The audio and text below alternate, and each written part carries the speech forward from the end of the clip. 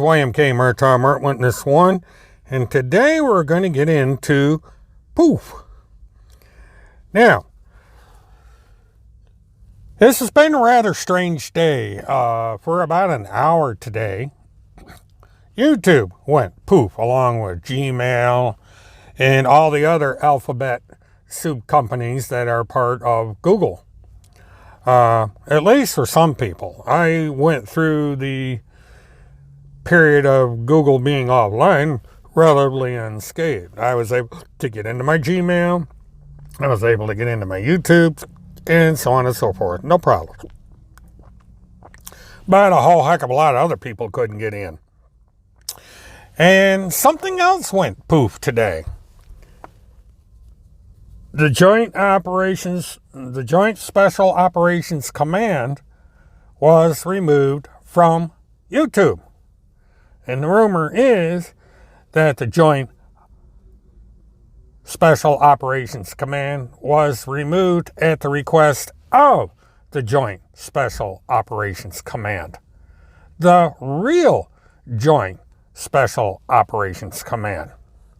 For you see, the YouTube site that bore that name was being run by a woman out of a house in Minnesota, so it is alleged, along with a blogger whose fate is unknown at this moment. We don't know if this guy's dead or alive. It's just that he's been AWOL since the end of May. But be that as it may, the channel is gone. This is another one of the countless YouTube channels that have been put up by this particular group of scammers that YouTube has taken down.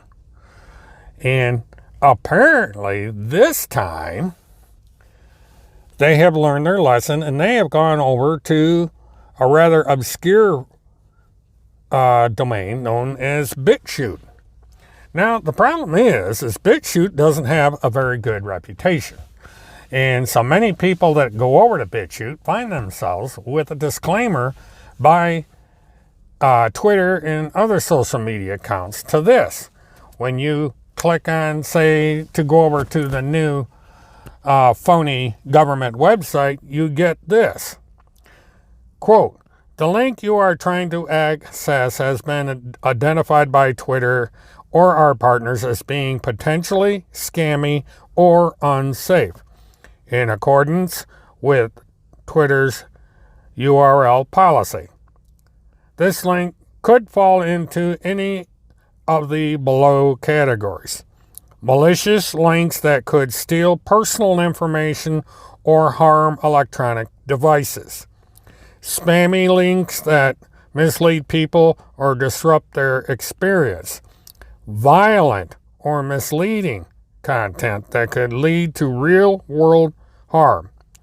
Certain categories of content that, if posted directly on Twitter, are a violation of the Twitter rules. Now, this is quite a rebuke of an agency that's supposed to have a direct connection to the President of the United States. Yet, Trump has not acknowledged this fact that this agency has been taken off YouTube. He has not acknowledged the fact that the Pentagon Pedophile Task Force has been taken off YouTube.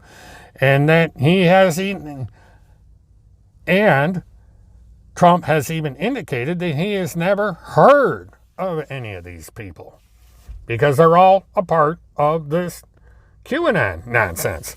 And even QAnon disowns these people. You know, this is where we're at now, is that finally the social media companies are waking up to these frauds and they are cracking down and they are getting rid of them. And we are probably going to see the purge of many, many, many other kinds of social media sites like the PPTF. Their days on Twitter are even numbered. Eventually, they are going to be pushed off Twitter.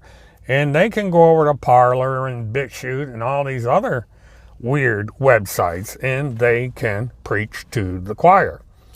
And those of us in the mainstream who like to use social media for the truth will finally be able to breathe the fresh air of truth. Now, as to what to do if you want to go over to BitShoot and see this ridiculousness, well, I would strongly recommend that you buy what could be considered a throwaway computer. Now, you don't need a very powerful computer to view the content over on BitShoot. The computers used to make the content over there are relatively old and not very powerful, and thus the videos are not that good. So a computer that is not too powerful can be used to view content safely. And what I mean by a throwaway computer, you go out and you buy at a pawn shop or flea market, or maybe one you've had sitting in your closet for 10 years, an old computer that is capable of 1080i graphics or somewhere thereabouts. And you make sure that you don't have any personal information on the computer. You go out and you get a Gmail email account or something like that. You create accounts to which you can view this material that you ordinarily wouldn't do on your good primary computer. Then you can go in and safely view these sites, because all the spam, all the malware, and everything will now be on the throwaway computer. And if the computer gets contaminated, you have proof of that contamination that you can use to show others, or you can simply get rid of the computer. For $20, $30, $40, $50, you're making an investment in safety. Because it's not worth risking your expensive, important personal computer that you use every day on going to these garbage sites.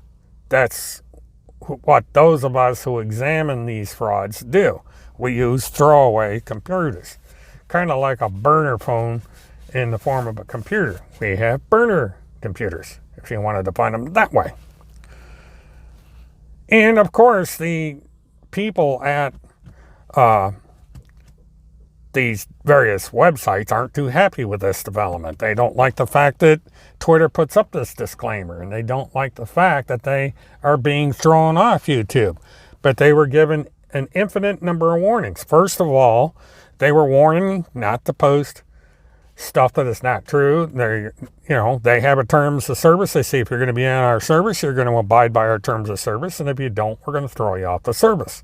And that's exactly what happened.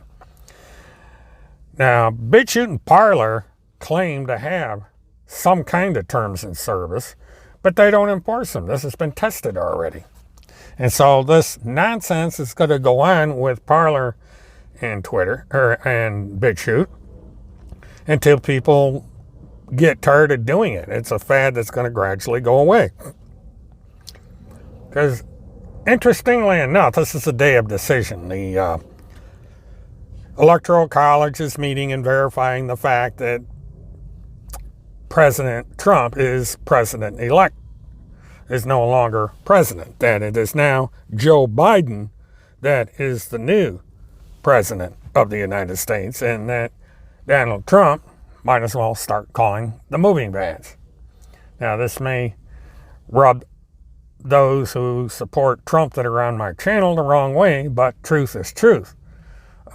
Trump is out, Biden is in. End of story. And because of this, what's going to happen is after the first of the year, you're going to start seeing people moving away from these fringe groups. The fad is going to come to an end, and things are going to change. Now, I do an annual thing, or used to, on my blog where I go the year of. And this year I wrote that this was going to be the year of the Great Conflagration. And it certainly has been that. And as tradition would have it, on December 31st, 2020, I will once again do what the next year is going to bring, in my opinion.